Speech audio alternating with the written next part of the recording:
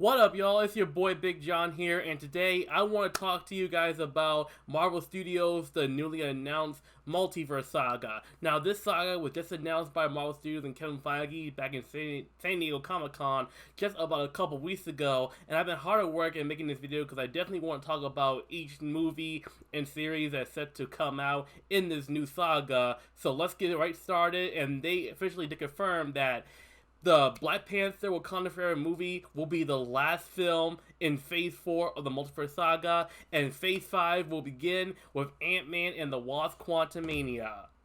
We're scheduled to be released on February 17, 2023, once again directed by Peyton Reed. And it says in the synopsis, superhero partners Scott Lang and Hope Van Dyke return to continue their adventures as Ant-Man and the Wasp.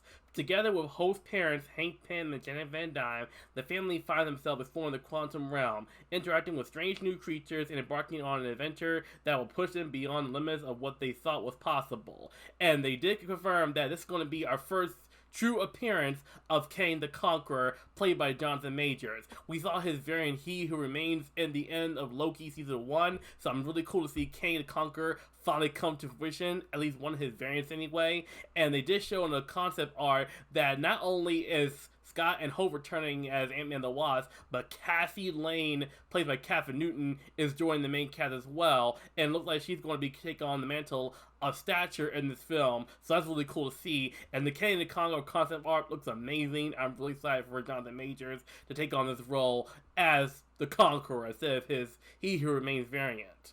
Next up, we have is Secret Invasion. It's going to be created by Kyle Bradstad, and it's going to star Samuel Jackson as Nick Fury, Ben Mendelsohn as Talos, who we saw in Captain Marvel.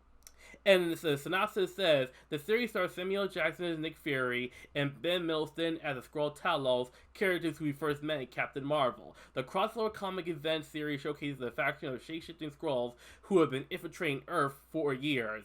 And they also confirmed that Kobe Smulders will be returning as Maria Hill, and Martin Freeman will be reprising his role as Agent Ross, and Don Cheadle as War Machine. So that's really cool to see here. I love the Secret Invasion comics, one of my favorite comic book arcs in Marvel. So seeing it adapted in the MCU, and they did confirm it is going to be 6 episodes long. So I'm hoping they really take the time to really flesh out the storyline to see where this storyline takes the MCU moving forward. Next up is Guardians of the Galaxy Volume 3, with James Gunn returning as director. Released on May 5th, 2023. And the synopsis, in Guardians of the Galaxy Volume 3, our beloved band of misfits are looking a bit different these days. Peter Quill, still reeling from the loss of Gamora, must rally his team around him to defend the universe along with protecting one of their own. A mission that, if not completed successfully, could quite possibly lead to the end of the Guardians as we know them. And James Gunn did come out to confirm this is going to be the last film of the original Guardians team that they've been establishing since Volume 1 way back in 2014. And they did also confirm that Will Poulter will be portraying Adam Warlock in this film. And ever since I saw the post-credit scene of Guardians 2, I have been straight up excited to see Adam Warlock make his debut in the MCU. So I'm really looking forward to see how this portrayed. And of course, Gamora is going to come back as a variant. We still have the Holiday Special, was supposed to come out this Christmas time. Maybe they can help lead into more into Volume 3. We'll have to wait and see right there. And maybe they'll probably reference what happened in Thor: Love and Thunder, though, because the Guardians did make a little small appearance, but they were only there for about, I want to say, 10 minutes of screen time, so the Guardians didn't really get a chance to sign in Thor: Love and Thunder. But Guardians 3, I'm definitely going to be there, though. I love the characters in this film, and this is just going to be the end of the original team. I definitely have a gut feeling that some of these characters are going to die here, but James Gunn, Kevin Feige, let's see if you can pull this off with this Guardians team that I've come to love since day one. Next up, in terms of Marvel, we have the Disney Plus series Echo. And the origin story of Echo revisits Maya Lopez, who we saw from the season 1 of Hawkeye. With ruthless behavior in New York City catches up with her hometown, she must face her past, reconnect with her Native American roots, and embrace the meaning of family and community if she ever hopes to move forward. And I definitely love the character in the Hawkeye series. She was amazing, being the second deaf character in the MCU next to Nakari from the Eternals. That's also been really exciting to see how there's more diversity in the MCU, and I'm definitely looking forward to see how her character is more explored. And not only are we going to have her return, we are getting Vincent D'Onofrio returning as Kingpin, and Charlie Cox as Matt Murdock, Daredevil, who we did see him make a brief appearance in Spider-Man No Way Home, and we saw at the end of Hawkeye episode 6, Maya Lopez literally shoots Kingpin straight in the eye, and that's actually the thing that did happen in the comics, so I'm really looking forward to see how they're going to follow along with that storyline at the end of Hawkeye, and really develop her character more, as we see her grow into her own character. Next up, we have The Marvels. It's going to be directed by Nia DaCosta, and it's going to pick up right where Ms. Marvel left off with that bombshell post-credit scene where we saw her and Carol Danvers literally switch places as Kamala's bangles started reacting. In the synopsis, Marvel Studios' The Marvels will feature Brie Larson returning to the role of Captain Marvel / Carol Danvers. In the film, she'll be joined by Teyonah Parris, who was first introduced as adult Monica Rambeau in Marvel Studios' WandaVision, along with Iman Vellani, who will appear as Ms. Marvel in the upcoming Disney series Disney Plus of the same name. Prepare to experience it fly higher, further, and faster with the film directed by Nia DaCosta. And they also can confirm, minus the 3 Marvels we're getting in the film, Maria Rambeau will appear, played by Lashana Lynch apparently. Jude Law will return as young Rob from the first Captain Marvel. Kobe Smulders will be returning as Maria Hill. And Nick Fury will be in there as well. And Jimmy Woo will return, played once again by Randall Park, who we did see at WandaVision, who was working with Monica during the whole Hex thing. So that's really awesome to see these kind of characters join in the MCU. I'm just really curious to know how Carol and Kamala switched places in terms of how the Bengal reacted. And there definitely been theories of how that could have happened if you remember the Shang-Chi post-credit scene where Carol, I should say, was talking with Shang-Chi and Bruce Banner and Wong about the 10 Rings. So I don't know if she has something, a similar bangle that was next to her that caused her and Kamala to switch places. But we don't know for sure though, but I'm definitely looking forward to see how they're going to escalate that moving forward. Next up we have is the Blade movie, directed by Bassam Tariq. And there's nothing too much about the plot synopsis right now. We really don't know what's going to happen in the Blade movie as a whole, but I could have a feeling that it may pick up right after the events of Eternals, because if you remember in the Eternals post-credit scene where Dane Whitman was about to touch the Ebony Blade, and he was really right there, Blade I should say, talking to Dane Whitman about if he's ready to touch the Blade. Sure you're ready for that, Mr. Whitman? But I'm really curious to see how they're going to move forward with his character, and I won't be surprised that Dane Whitman will make an appearance in this film, as he may take on the mantle of Black Knight, but we'll have to wait and see what happens. Next up is the Ironheart series. Riri Williams gets her own show coming out sometime in the fall of next year, and we will see her in Black Panther Wakanda Forever. If you saw from the trailer, she was with Shuri, and she was making her Ironheart armor, so that's really awesome to see how they're going to help develop a character, and how they're going to take her in the MCU moving forward. Next is Agatha, Coven of Chaos, previously titled Agatha House of Hardness, which is going to be created by Jack Schaefer. And I really love the character Agatha and WandaVision. I'm really excited to see her come back. And there's nothing too much in terms of synopsis yet, but they apparently said it's going to reveal more about Agatha's character. I don't know if it's going to be a prequel series or maybe a series that'll follow up after the events of WandaVision, because if you remember at the end of WandaVision, Wanda used her chaos magic to literally make Agatha her Agnes character for when she betrayed her in the Hex. So I don't know if she'll break free or whatnot though, or heck, even Scarlet Witch could make an appearance in this film after the end of Multiverse of Madness, where she seemingly sacrificed herself to make sure that the Dark Code could never be used again after it basically fucked her up and everything. But I'm really excited to see how they're going to deal with Agatha's character and how she will play a bigger role in the MCU moving forward. But the biggest take for me in terms of the Disney Plus announcements and the MCU Phase 5 in general is Daredevil Born Again. The revival of the popular Netflix series Daredevil is coming back as a sort of soft reboot of the series, and it's not getting not 6, not 9, but 18 episode season. This is insane, y'all. And I just even started watching the Daredevil series on Disney Plus because I never watched it when it originally dropped on Netflix back in 2015 during the original one in the Defenders universe as well. So I got some catching up to do on that one. But so far, from what I've seen from Daredevil, I love it. And I know there's a bit concerned about how they made this Daredevil more lighter tone compared to how dark and grim the Netflix series was. We'll have to wait and see on that though, but I'm definitely looking forward to seeing them develop his character more, and seeing him return along with Wilson Fisk's Kingpin. It's going to be incredible. And also Daredevil will be making an appearance in the She-Hulk series at some point in time with apparently a new red and yellow suit. So that's really awesome to see how they're going to take on the character and have some policy develop. And again, Vincent D'Onofrio did confirm that the MCU Netflix Daredevil series is canon, so again, I don't know how they're going to address it in tone. I would love if they keep the same tone for the Netflix series, but again, time will tell, but we have to wait and see how it will continue to escalate moving forward. Next we have is Captain America New World Order, the fourth Captain America film, this time going to be handled by Anthony Mackie's Sam Wilson, who we saw in Falcon and Winter Soldier finale, took on the mantle of Captain America in the last episode.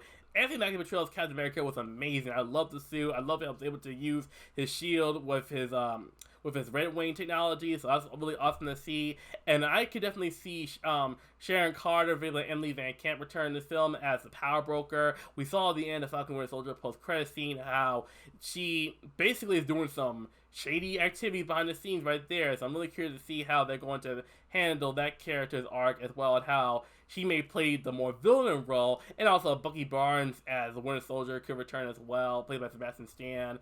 And I could definitely see characters like Julius Louis-Dreyfus' character as Valentina, along with John Walker, U.S. Agent John Walker, who was Captain America at first in the beginning of Falcon Winter Soldier, but was stripped of his title due to him killing a Flag Smasher in brutal fashion, and was stripped of that title, and now he's become U.S. Agent Walker ever since Power Nail Valentina.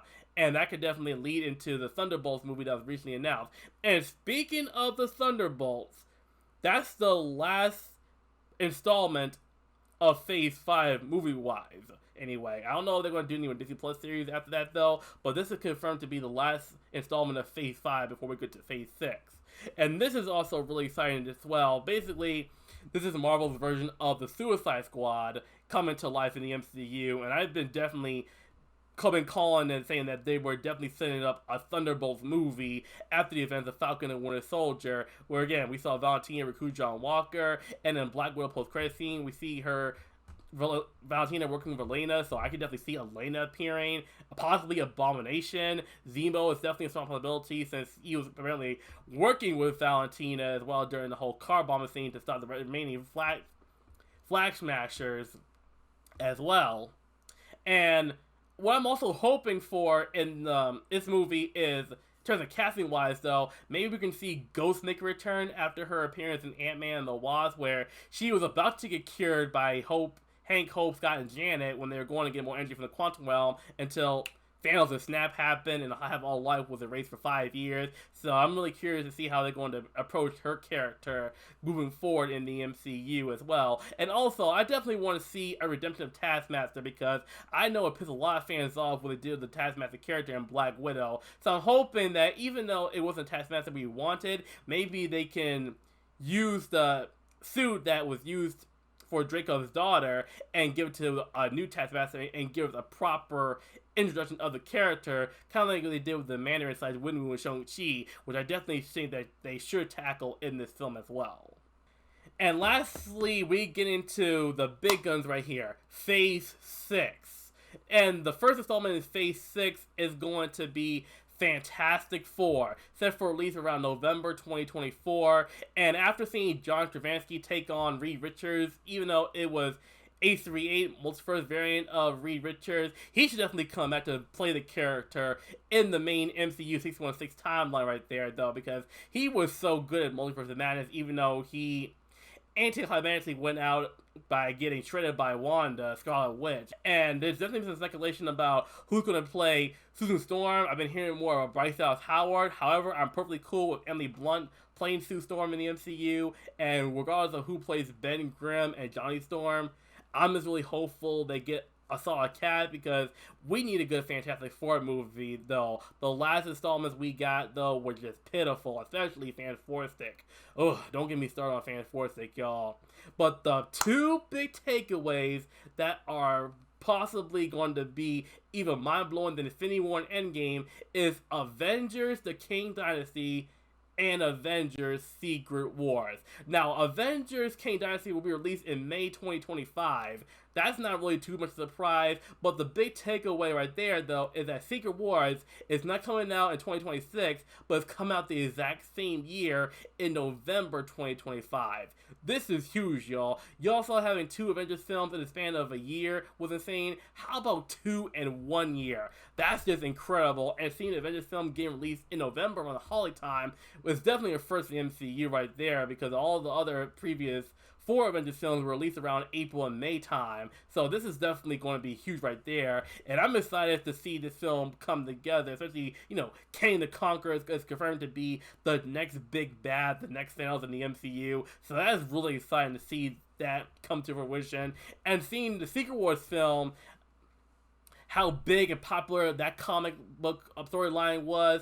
And I can definitely see this being a huge event in the MCU, which Mark Ruffalo did confirm that Secret Wars is supposed to be bigger than Endgame. And I don't blame him, though. I mean, this is a huge multiversal war right here, y'all. And not only we could possibly see variants of Natasha Romanoff, Steve Rogers, Tony Stark, seeing Robert Downey Jr., Chris Evans, and Scarlett Johansson return to play the variants of themselves. But I can also see Toby and Andrew make a return in this film after their appearance in No Way Home. And several other variants as well, like Captain Carter. Wouldn't that be really cool to see Captain Carter, Steve Rogers, and Sam Wilson all fighting together against Kang and his army? That would be really cool, and possibly even adapt the Doctor Doom storyline with Secret Wars as well, though. That can definitely combine 2 into 1 as well. And Doctor Doom has definitely been rumored to appear in the MCU for some time, which I can definitely see that happening. And maybe not She-Hulk, but I definitely think we can see of him in the post-credit scene in Wakanda Forever. That would be really amazing to see, y'all.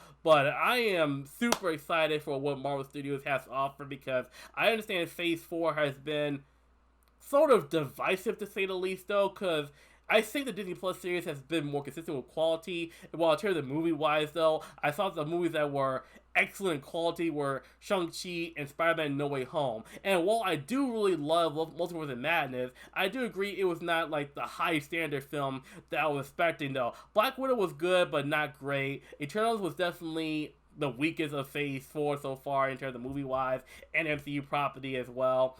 Thor: Love and Thunder was good, though, in my opinion, though, but it was definitely completely inferior to Thor Ragnarok. But I'm definitely hoping a lot for Black Panther Wakanda Forever, and with these installments we're getting in the future in the MCU, this is definitely a great time to be a Marvel fan. And I understand how you feel about Marvel is starting to lose their edge, you're starting to lose interest, but all I can really say is that, continue to be patient and just see what happens, and just give, fair criticism to what they're putting out right there, so hopefully they can make better improvements with their movies and TV shows. But so far, again, the Phase 4 of the MCU, though, I thought the Disney Plus shows were more consistent instead of the movies. But we'll have to wait and see more, because I'm definitely looking forward to the next chapter of Phase 5 with the movies that they put out right there as well. But I want to know what you guys think as well. Are you excited for this new saga, the MCU? What movie or Disney Plus series has you excited the most in this Multiverse Saga? Or what are you waiting to see more from Kang the Conqueror now that he's confirmed to be the next Thanos of the saga? Let me know in the comments down below, and I would love for you guys to subscribe, like, hit the notification button. Thank you again for your support of my work and what I'm doing, and more content will be on the way soon. And until then, this is Big John. I'm signing off, and y'all take care of yourselves.